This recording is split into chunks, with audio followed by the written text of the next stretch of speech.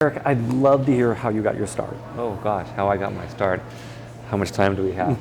Well, I honestly, I kind of fell into this job. I didn't, I was going to school for law and was saving money, working at Nordstrom, and I was having great success at Nordstrom selling. And so they offered me a position to move to New York City in 1993 to open up a boutique that they owned. So I thought, you know what, law school was kind of scary. So I put it on hold for a year. I thought maybe 2 years live in New York City, then figure out things. And I moved here, and kind of the rest is history. From Nordstrom, I began working for Giorgio Armani. From Giorgio Armani, Hugo Boss for many years, and then from there to Hickey Freeman. So all during this time, I've been working with stores like Saks Fifth Avenue and Barney's and Neiman's.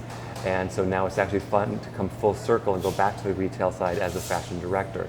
So that's in a nutshell kind of how I got to this job. And it's one of those jobs that's not a real clear career path. There's not a degree that you get to become a fashion director. It's very organic and very fluid. So I just happen to be at the right place at the right time. When you go out into the marketplace and you see something new, and what's the criteria for you, in your sort of partnership process? What I do is I meet with our GMM and the divisionals every week, and I have a real keen sense of what's happening from a business perspective. I have a very keen sense, an acute sense of knowing where the business opportunities are. There's always white spaces that we need to fill. Every season, like they say, one season you're in, one season you're out. Brands come, brands go, brands grow, brands shrink. So I'm very much aware of where those opportunities are. For example, yesterday I met with an NBA player who has, I won't mention names, but who has lots of brands under his umbrella, under his brand umbrella. And I wasn't really quite prepared for this, but I walked into this conference room full of executives from all of these brands. And once they all presented to me, I knew exactly where the opportunity where the opportunity was. And I had to say, thank you very much to the four of you for presenting, but you, sir, actually have something that I'm very much interested in, and I'll tell you why. So that's part of my job. Men's Fashion Week, Yes. a whole new game changer. Tell me about Men's Fashion Week as it relates to Saks Fifth Avenue for New York. For New York, I'm thrilled. Nothing made me happier than to have Men's Fashion Week back in New York.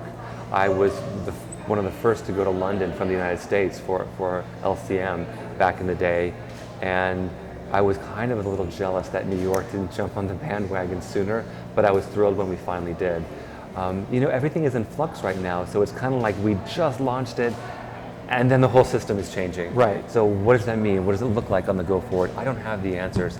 I happen to like change. I happen to like looking at things differently, shaking up the system, looking for better, more efficient ways of doing things. So I don't have that crystal ball right now to see how it's all going to play out, but I like change, and I'm excited about what's happening. I think ultimately, the direction that things are going is a good thing. And I think New York still needs to be a part of it. They still need to be in the game. Right. And then, what are you looking forward to this upcoming year?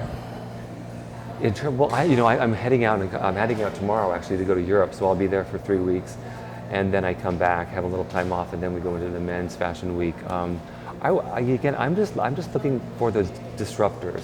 Like I thought it was cool yesterday. Public School did that show when they did, men's and women's, at a very odd time, but I liked it.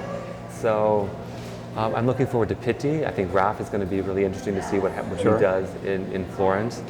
And then, the lack of brand, or the vacancies for some of the bigger brands in Milan are just going to make way for more interesting younger designers, I believe.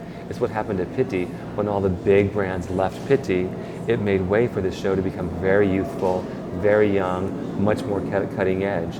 So again, I think these changes are good. Got it. And you mentioned timing earlier, and so I'm kind of interested about timing. Timing's been a topic about, not only just when to show, but also when to ship. Mm-hmm. And I'd love to hear if you have any thoughts on, the timing and cadence of deliveries. Mm-hmm. Well, I am actually a proponent of the show now, buy now scenario that people are talking about and some people are doing.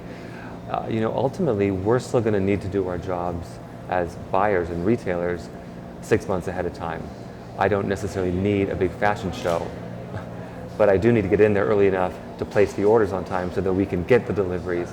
I would love nothing more than to have all the hype and all the press right before it hits the store. It's all the back of house that the brands are going to have to work out. One of the issues that we are facing as a retailer is when we pick ad looks. Normally there's enough time to pick the ad look and have it produced. Now it's going to be a little more complicated because you don't have that lead time when you're picking the looks from the runway. For example, Burberry has now come to us and we're going to have to do like a sneak peek runway and then choose our ad looks. And then of course sign a non-disclosure or something so that no one knows what it is. And that way, when they show, it hits the stores, we have the ad looks in our catalogs and it's all seamless. But trust me, there's going to be glitches. Right. It'll be a little bit of a trial and error, but ultimately I think it's the path that things are going is the right path. Got it.